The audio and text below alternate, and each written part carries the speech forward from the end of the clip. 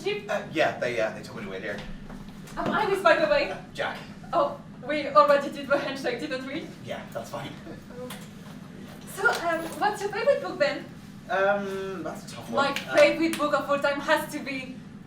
Oh, I'm sorry, I'm talking over you. I'll let you go. I quite like... I love Wuthering Heights! Oh, I'm sorry, I'll let you go. Wuthering Heights is good. Yeah, isn't it just the best? I wouldn't say it's my favourite book, but Hi, I'm Iris. Hi, I'm Jack. Kai. So, what do you want me to do first? What? What do you want me to do? Oh, no, we're just the interns. Nah, I'm the intern. Jack was just telling me his favorite book is Wuthering Heights. Well, actually, A bit outdated, isn't it? What? No.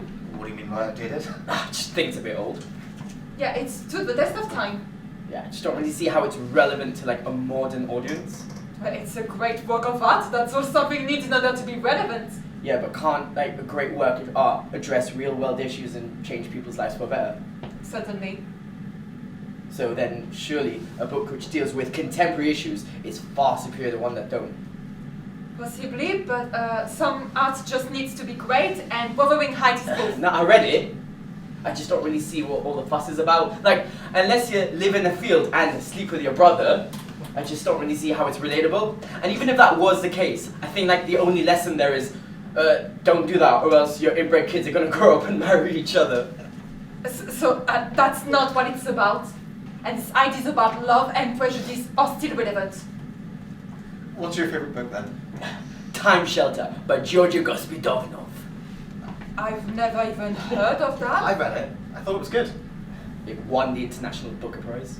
So is it quite a recent book then? 2020 in Bulgarian, 2022 in English. Oh, I'm surprised you went for something so modern. I mean, if you want to work at a publishing house, you might want to keep up with current trends. Oh no, but I do read modern books. I just wouldn't say any of them are my favorites. Why not? Because if we're looking back at thousands of years of literature, do you really think the best book ever was written the past few years? Yeah, but don't you think that more modern books are more relevant to our lives at the minute? But I don't think that relatability is the primary metric for measuring great literature. Hello all! If you'd like to follow me, I'll show you your task. You do know what a SLUSH pile is, right?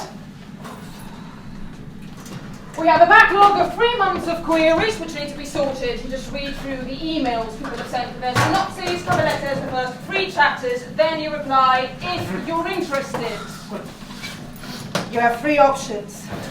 This is a promising project which we're looking to potentially publishing. This is a flawed project with the potential for greatness. You can ask them to resubmit for making some changes.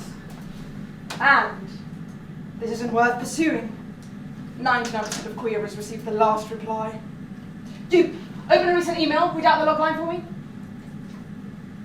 In a dystopian future, 3 teenagers set out to recover a great artwork before it is destroyed by the forces of power. How would you reply to that? It has potential. Does it sound groundbreaking? It sounds alright. Well, anybody can do alright. This is Piccadilly Press. The name means something to readers. Okay, so what do Read the I... sample.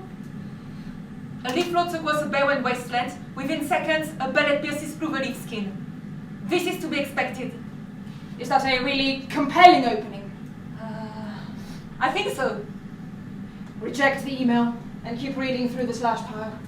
I guarantee you will read a dozen better queries today.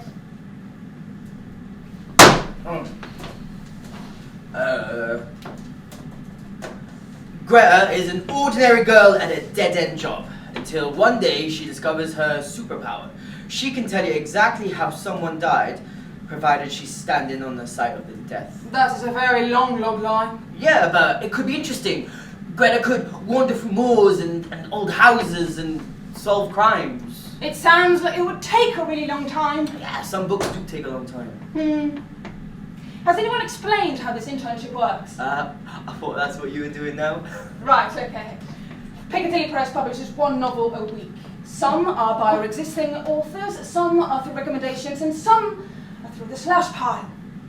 So we've got to pick 52 good books from all these emails. minus the one from existing offers and recommendations. No. Your job is to find the 1% of these books which are worth reading beyond the first 3 chapters. Then you narrow down the top manuscripts and once you'll pitch to me, then I'll take this book to the managing director who ultimately decides what gets published. So how many of the books that we pick up will actually get published? If you're lucky, 1. And if one of you really stands out as a very prolific reader with a very discerning eye, I'm talking about an intern who can read 1,000 of these queries, select the top few to request full manuscripts, then maybe present 1 or 2 of those to management, that there's a slim chance we may interview for a paid job. So publishing is quite competitive then? Very. Read out an email.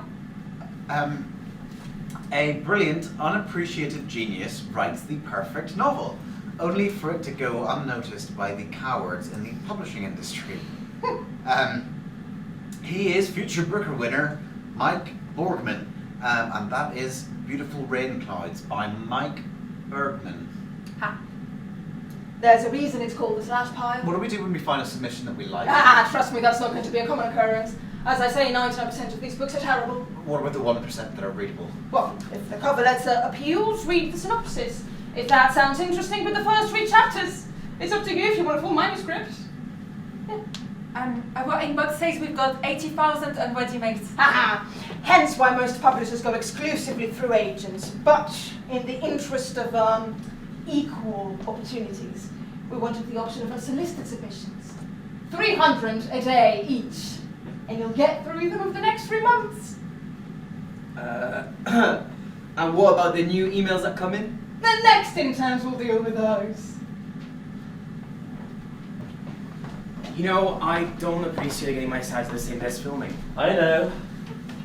And also, I'd like to read And the full also, script. I'd like to read the full manuscript before the day of filming. But, as specified in your contract, you're only provided with the essential pages. We don't want any spoilers to leak. I signed a contract 10 years ago. Yes, you still have 2 features required to be filmed. Let's get cracking.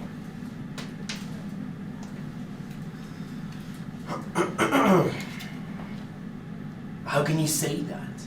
Quite easily. You know what it means. Sorry, can I just... No, your line is, you're not going to get away with this. No, the line before mine. Quite easily. The line before, how can you say that? What am I responding to? It doesn't matter. Of course it matters. I need to know what I'm responding to. That's for the other actor to read. Oh, yeah? Who's that, and when are they getting here? They're recording all their lines separately. You're joking. We don't want you to know, and we don't want the audience to find out who's starring in it, you know, what's happening before the film is released. Do any of these actors know what happens before the film's released? The director knows about 90% of the details of the film. Aren't you the director? I'm the second unit director. We don't want you to find out who the main director is. That would spoil too much. Second. Right. You're not going to go away with this. I assure you I am. This is line redacted, and is capable of controlling line redacted. Ah! How is that possible? It's very simple. All I had to do was explanation redacted. Surely that means... Exactly. And so we meet again, here amongst the tree folk. Yes, it's been too long, Not long enough. but I assure you this is the last time. Who wrote this? A team of writers. You know the expression, too many cooks? I assure you this script has been cooked just perfectly, fulfilling all the needs of the audience at just the right pace. What is it saying? It's saying he's going to try to kill you. Thank God. You know, there was something exciting when this all started, but lately it feels so formulaic, like it was written by algorithm. Was this written by algorithm? We use a number of innovative writing processes to produce the best quality content. This is the best quality content. It doesn't make any sense. Have we suddenly jumped to a different scene? No. It feels like we've jumped to a scene in a different film. Yeah, well, not this film. Am I recording stuff for 2 films? Yes. And I've got 2 films left on my contract. Yes. Right. Let's crack on.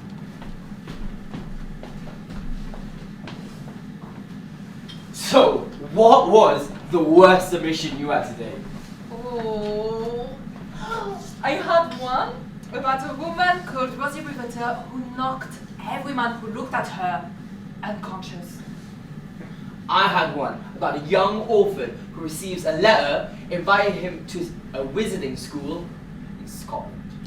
Wow, how inspired. What about you, Jack?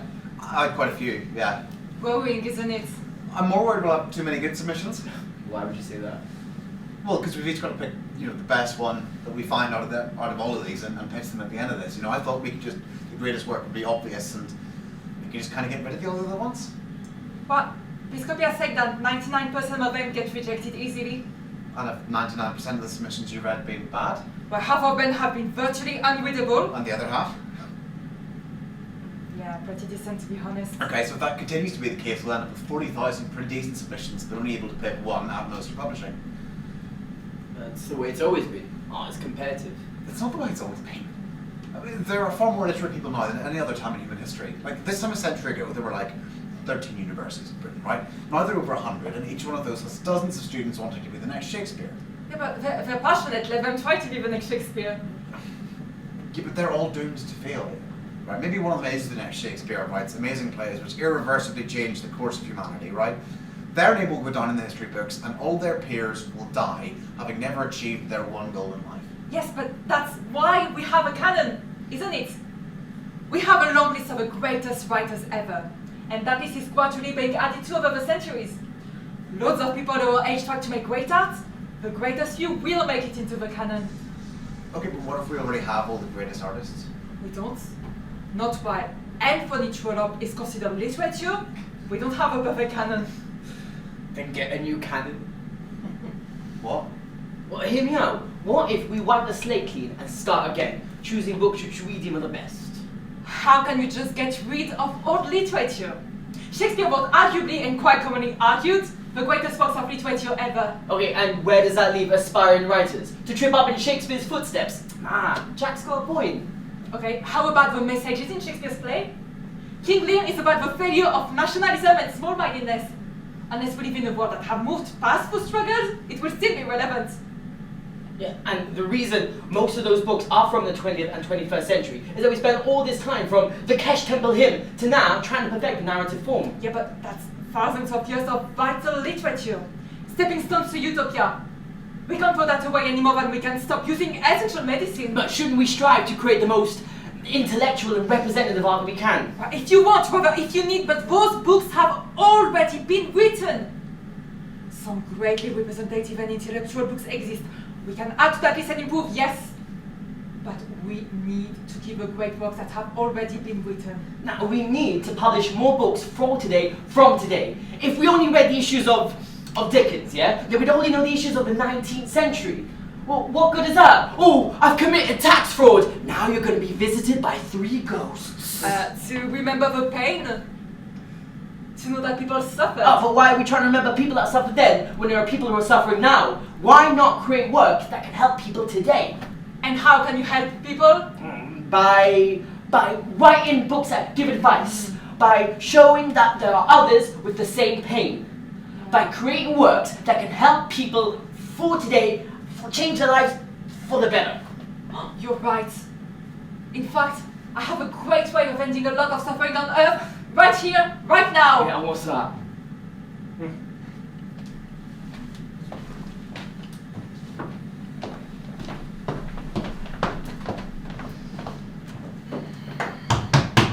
Yes, you may enter. Hey, yeah, so I just had a few questions about that email. The launch of the new division. Piccadilly Prestige. Yeah. And it's a relaunch of an older division. Yeah, I just had a few questions about it. That's not really our department. No, I wanted to wait. We've already weighed it up. It's really nothing to do with you, Kai. You know, the internship's about clearing the slush pile. Yeah, but you said, yeah, that Piccadilly Press publishes 52 books a year. Usually around that. Right, so is that additional to or minus from that figure? Is it 52 books plus prestige or 52 books minus? It's really not a hard figure. If we're making a big profit one year, then we can publish more books the following year. Right, but prestige is dead people, right? Sorry? It's books by dead people.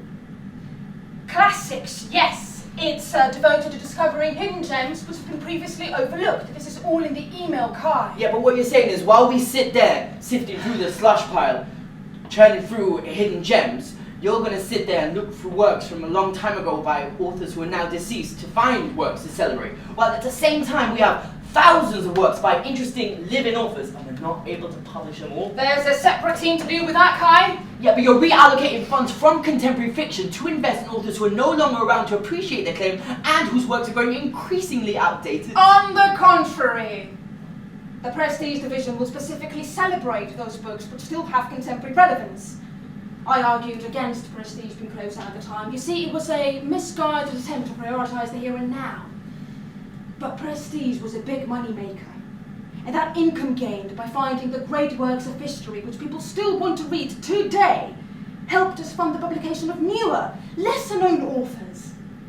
Keep reading through the slush pile, Kai, and you'll realise there are plenty of irrelevant new works. While you'll be amazed at some of the forward-thinking writing of yesteryear. Yeah, but what of the people behind them? Why are we always celebrating the dead at the expense of the living? Because, if we're to get metaphysical, the living have the luxury of life. But we live in fear it will be snatched away. The dead only exist in memory, Kai.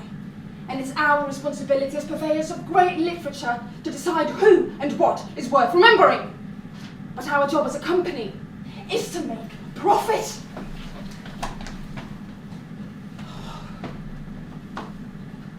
Hey! Oh, Christ.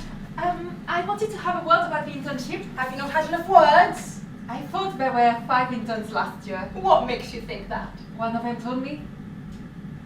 Yeah, there were 5 last year. So, why aren't there 5 this year? Are we having to do more work? No, not at all. We'll just have some measures in place to make things easier. Like what? Well, you know how technology is. Are you going to replace us with a computer? No, of course not. You're only here for a few months. Oh. But if the computer does a better job than you, then surely we will need to hire interns next year. Right. Hope this helps.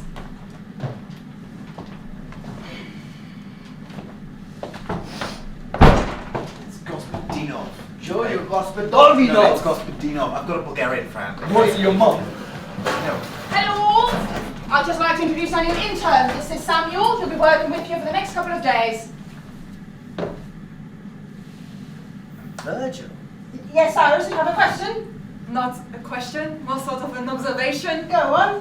That's Virgil Riga. What? No, it isn't. Who's Virgil Riga? The BAFTA-winning actor. The one with a face like that. But Virgil Riga wears different glasses.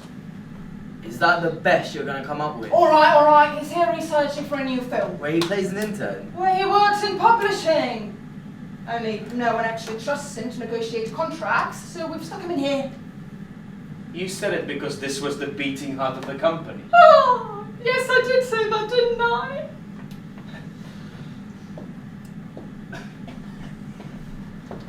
So, what do we actually do here?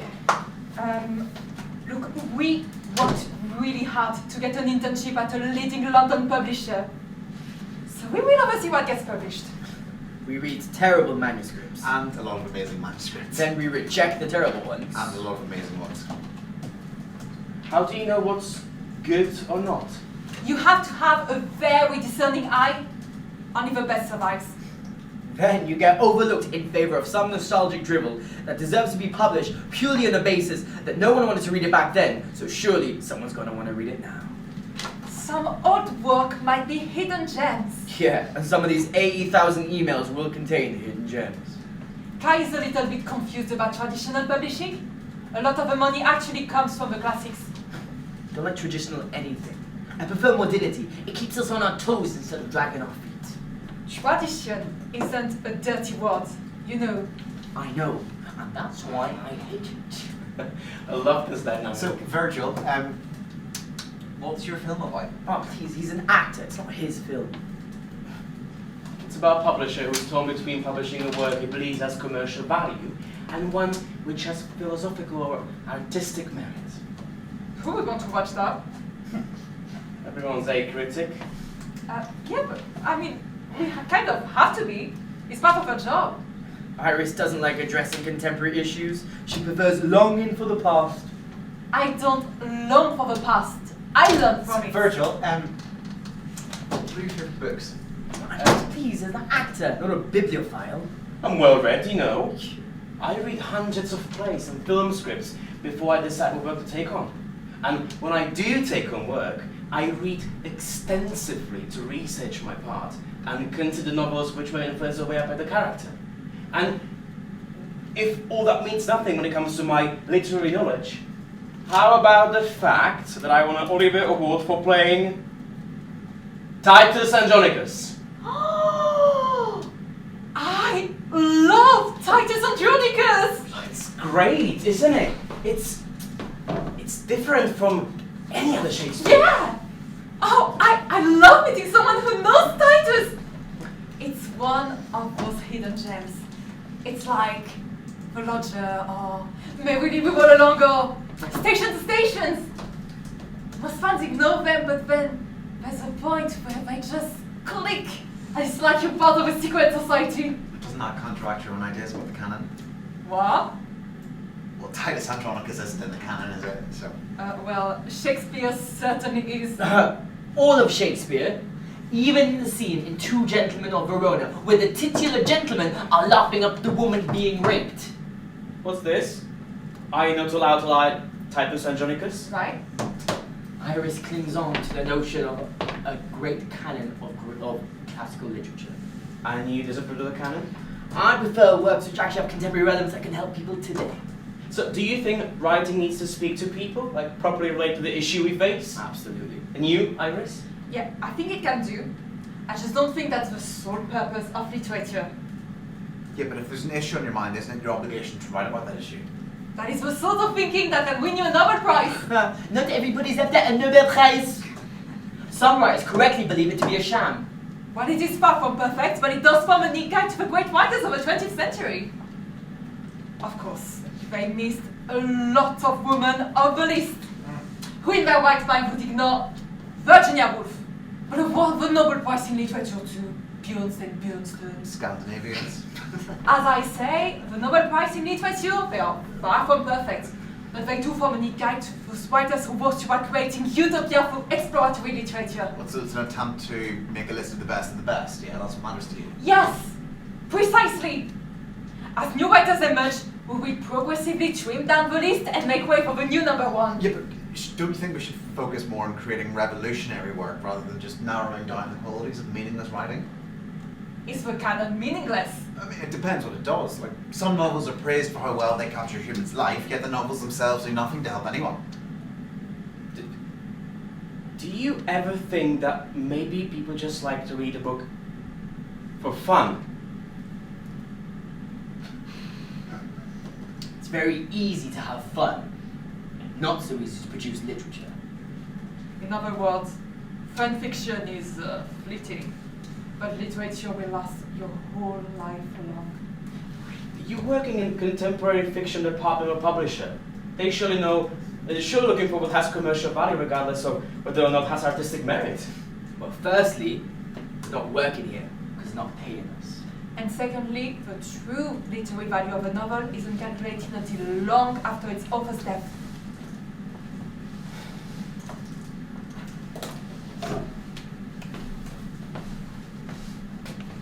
It's nice to see you two in harmony for a change. Okay, but why does someone have to be there for us to know the value of their work? Spoke too soon.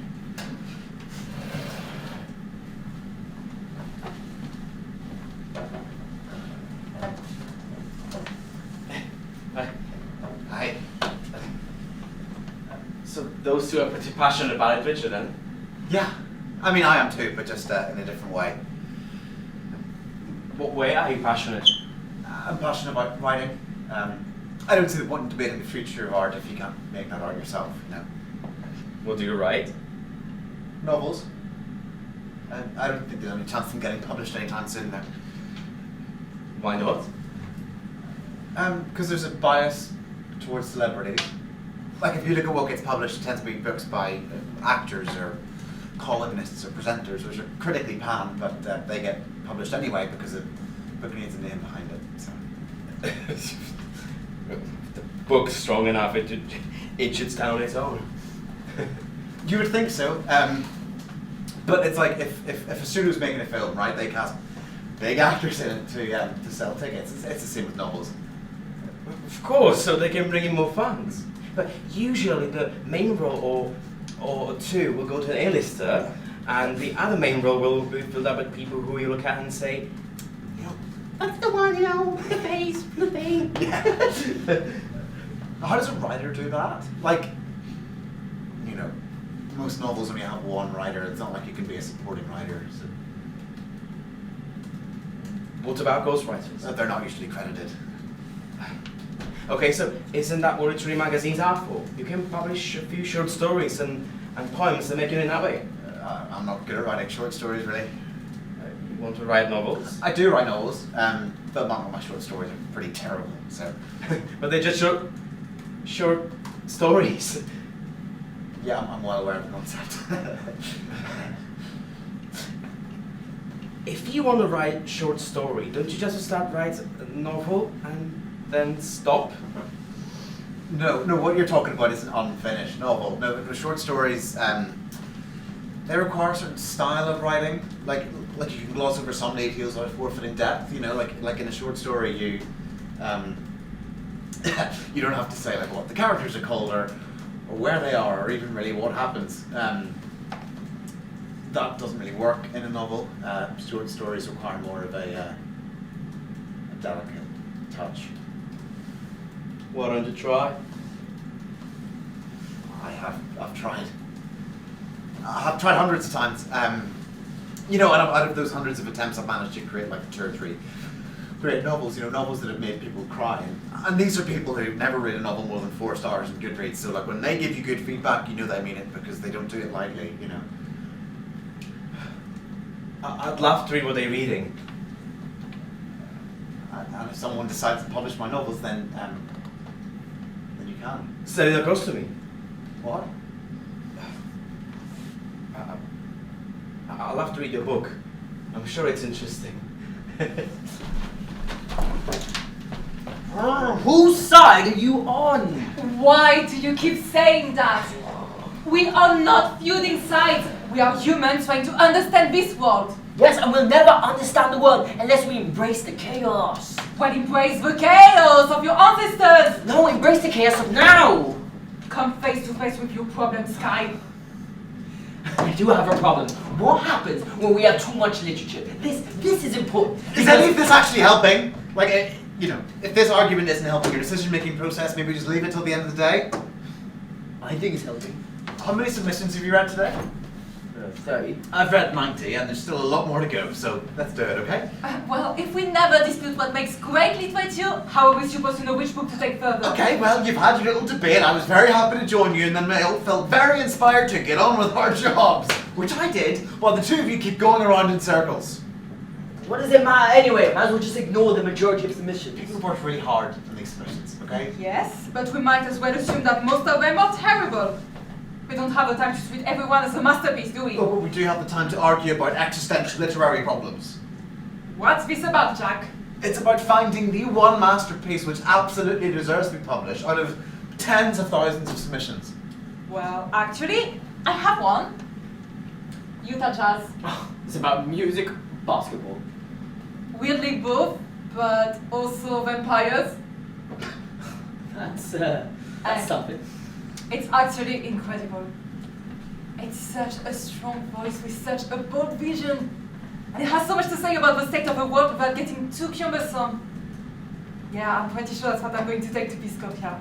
What, so have you just given up considering all the others? Now who's talking about existential? Up. A high bar has been set.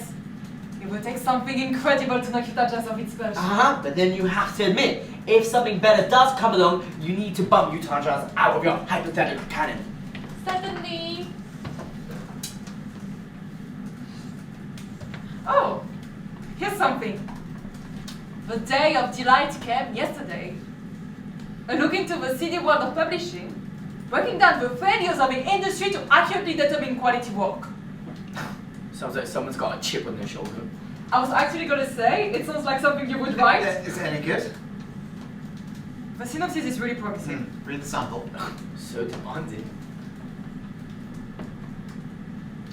Oh, yeah, it's great writing. Is this the one you're going to represent? I'm not an agent. No, but is this the one you're going to take to Piscopia saying needs to be published? I've got Utah Jazz. But if the Day of Delight came yesterday is better, you have to admit that Utah Jazz is replacing. Yeah, but I don't know that it's better. What's worse? I don't think so. They're both really good. Yeah, but which one's amazing? They both are. You're at least going to read the full manuscript, right? Why do you care so much? I'm not going to waste time reading a full manuscript when we have so many submissions to get through. Yeah, but this sounds incredible. I certainly have a lot of imagination. If we had fewer submissions, you're right, this would be a standout. Out of 1,000 work, you're right. This would probably win. But Jack, we have a lot of submissions, and we have some high quality work. You get a side rejection email? I'd be nice. I'll let you all know I really, really liked it. We just don't have room for it. Dear Jack, what's your surname? I thought it was really good. It is really good. So take it to Piscopia. Like, I can't take my own novel, but if you take it for me, then... Oh, Jack, Why not? I already know what I'm going to say to Piscopia about Utah Jazz. I've been working on perfecting my pitch. Kai, you'll take it, won't you? I don't know. But it's really good, isn't it? It's amazing. So So are so many other submissions. You're right, Jack, it's an impossible choice.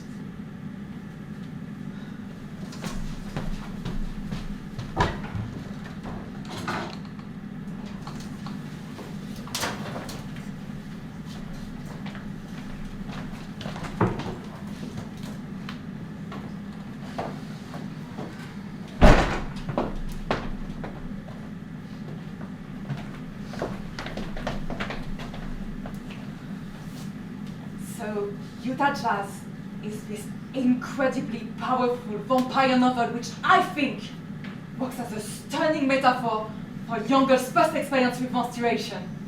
I think vampire novels are a bit done. There's no current trend of them.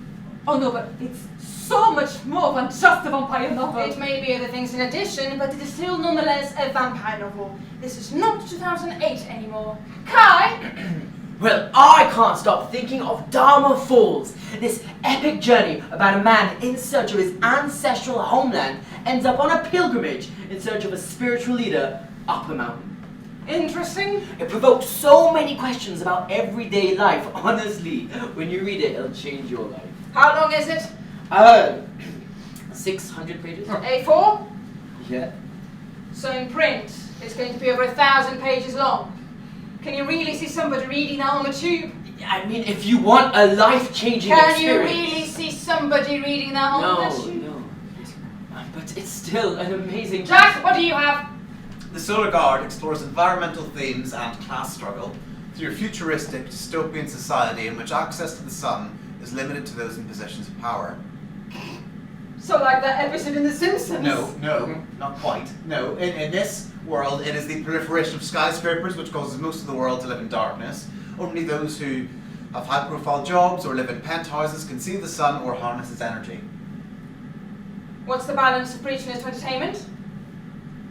8.5% preachy. Woo!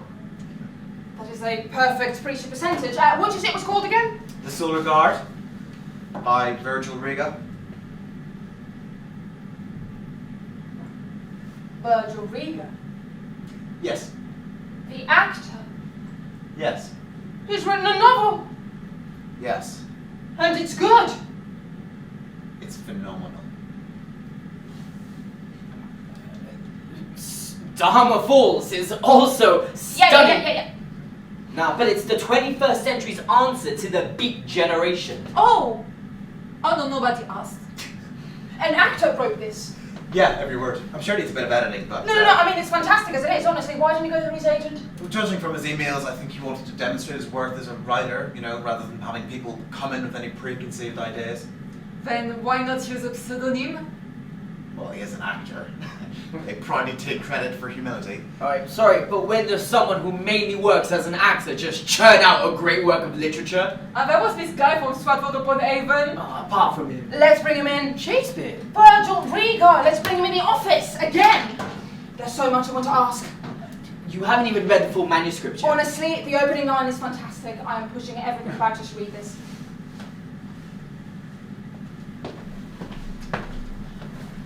Hello, welcome. Thank you so much for coming. My pleasure. Oh, we all loved your book.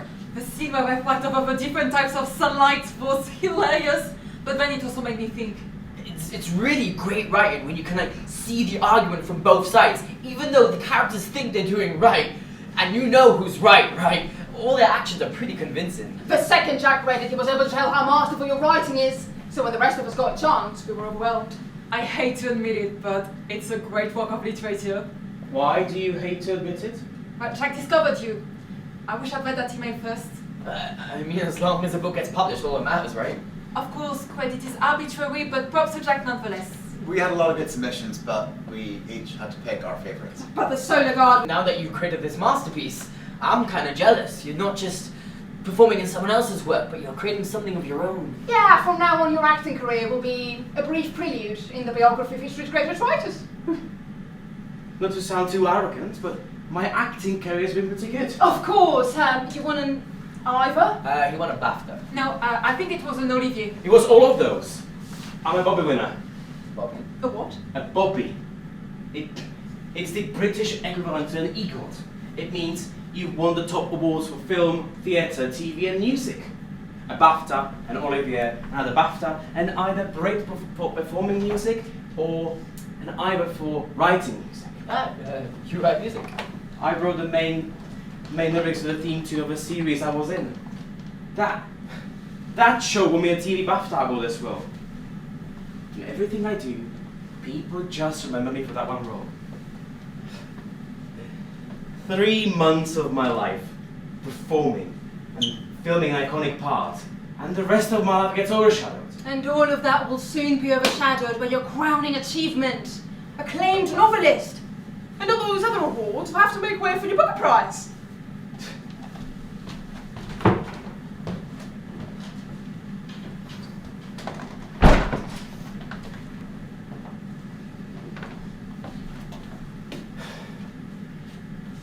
Did you hear all the praise the book was getting? Yeah. It's quite something, isn't it? Are you sure you want to go through with this? Why wouldn't I? If I'd written a book like The Solar Guard, I would put my name on it. Your name is on it. On the manuscript. We can get them to change if it gets published. Well, so no one would read it? People will read it if it's a good book, which it is. I've never heard anybody talk about a new piece of writing the way they were praising you. Praising it? No. I was right the first time. It's your masterpiece. It's your writing. They were praising you. I'm not a book, though. I produced a book which hopefully will be read widely. For it to be read widely, it needs to be published, and for it to be published, I need to borrow your name. Thank you. I want to get this book out there more than you do. It's true. Writers beat themselves up. But I promise I believe in this book even more than you do. I believe it'll be a bestseller regardless of who is the creative author. Well, then why was no one willing to go near the dead like you yesterday? Huh? Well, you read it. My closest colleagues weren't willing to represent it. No publisher will go near it, but everyone who's read it has said it was great, so I don't know, maybe they were just being polite. They weren't. They weren't. It's genuinely great work of literature. Both of them are.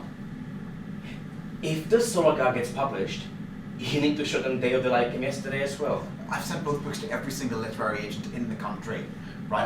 And to every indie press which accepts unsolicited submissions. Not many places still do that. So when Piccadilly Press, of all places, opened up the submissions, I thought, finally, things are starting to change. Maybe they are. Even the CEO read it and loved it. He called me up yesterday to say how much you loved your book. He loved your book.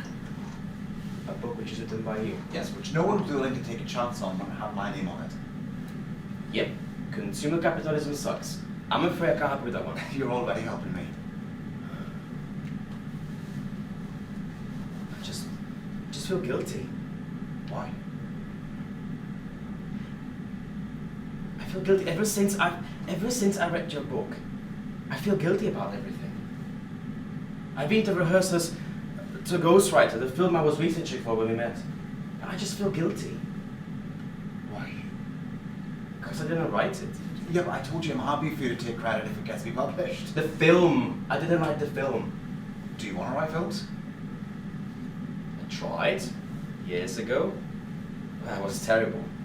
I never really committed to it or cared about it. But it didn't matter because all I ever wanted to be was an actor. I want to make a good writer. Yeah, so why does this matter?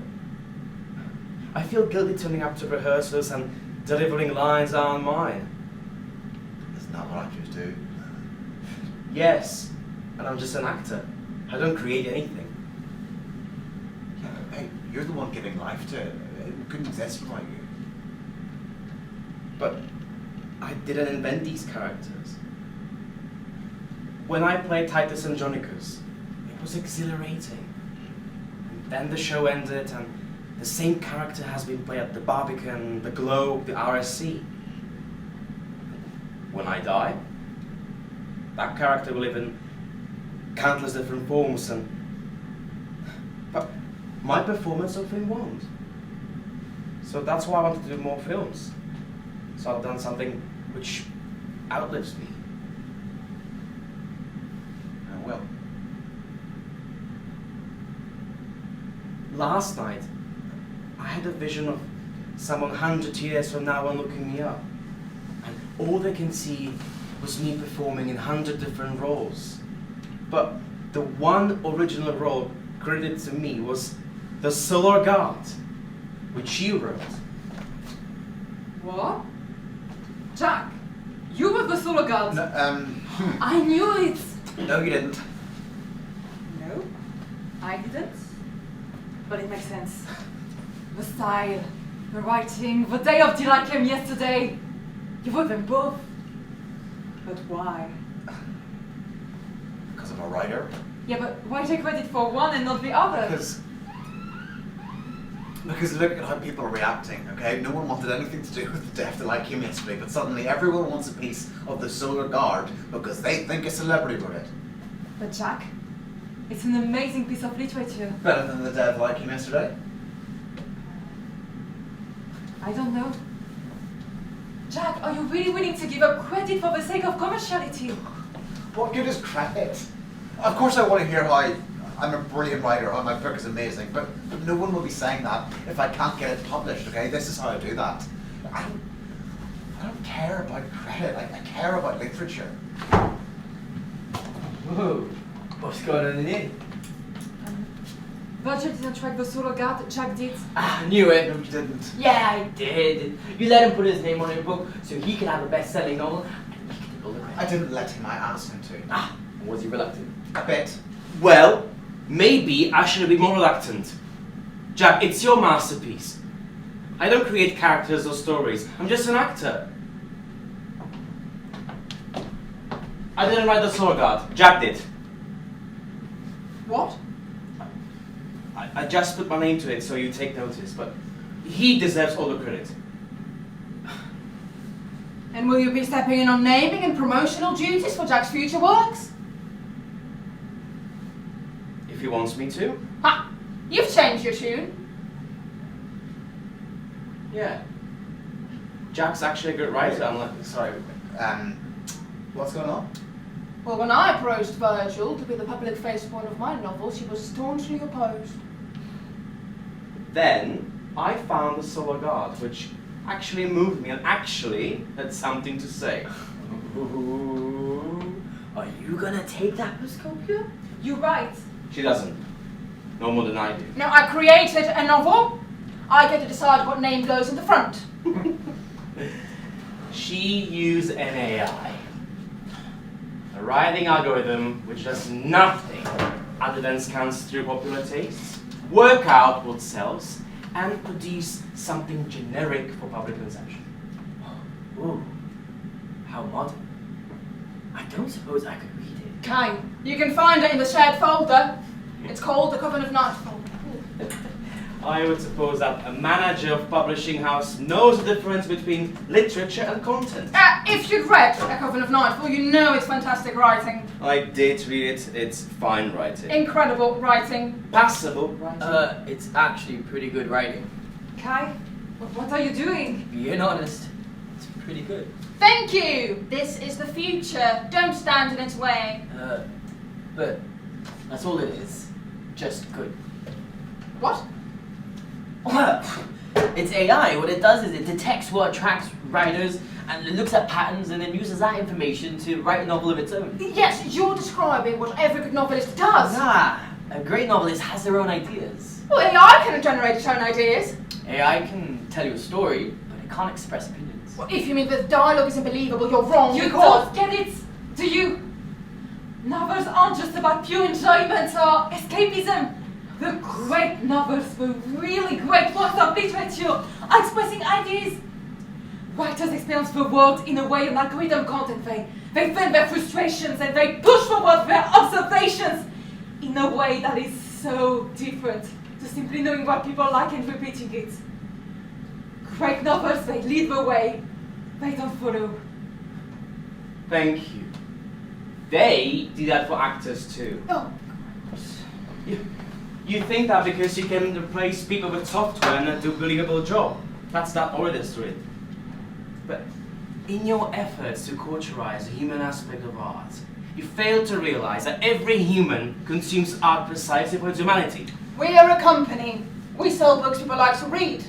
There are plenty of other indie little presses that can publish art or philosophical stories nobody buys. How is that with all the resources in the world, with an endless supply of talented writers submitting their work to you?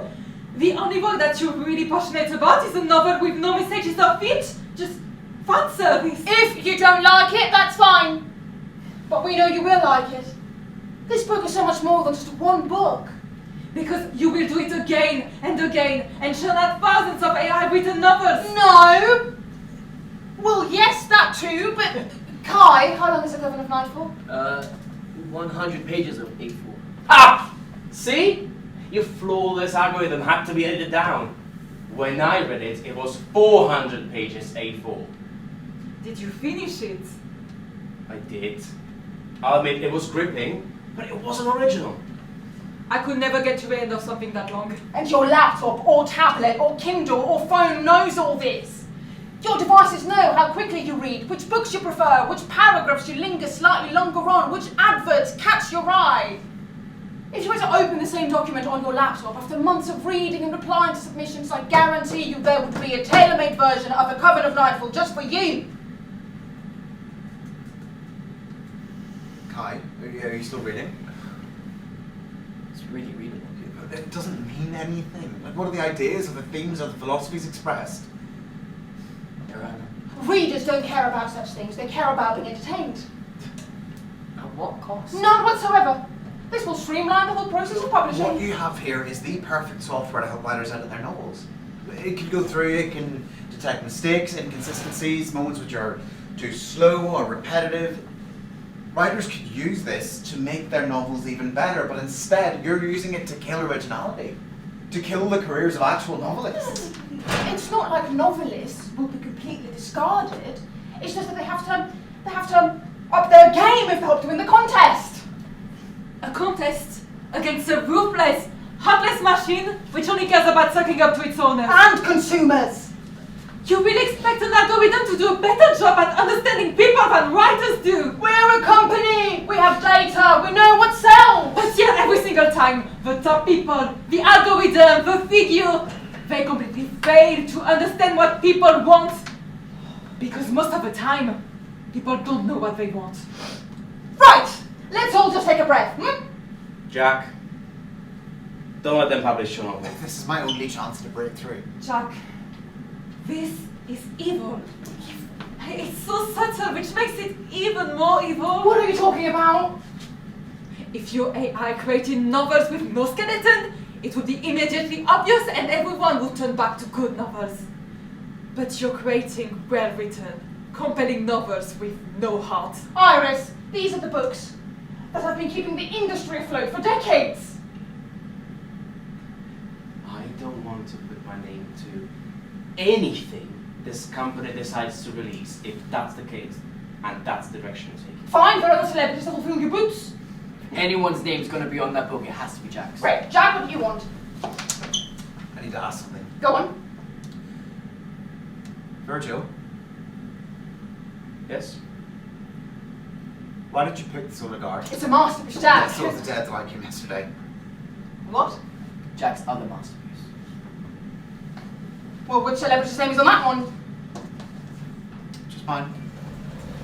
But why is that book worse than the Solar Guard? It's not. It's not. It's not. It's really not. This is good stuff. But it's clearly not as good as Utah Jazz or Dartmouth Falls, and neither of those were as good as the Solar Guard, so... Well, Jack, good and publishable aren't the same thing. So why pick the Solar Guard? Obviously the name Virgil Riga, but Virgil, why did you pick that if they're both equally as good?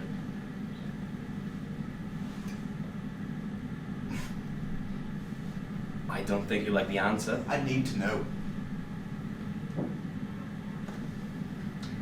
I flip a coin. So they really are equally as good? Yes. Yes. So are millions of other novels. And that's what it comes down to. The name on the cover, the flip of a coin, that's the only difference between a book which a publisher heaps with praise and one which gets left on the slush pile. Who cares? Jack, who cares? Who cares if your book is widely read or published or not? Jack, everyone in this room has read your book. And everyone loved it. Why? Because you had something to say. You said it. Now that's not going to bring you money or fame. But as long as you have a roof over your head, a job that pays your bills, then the rest is just...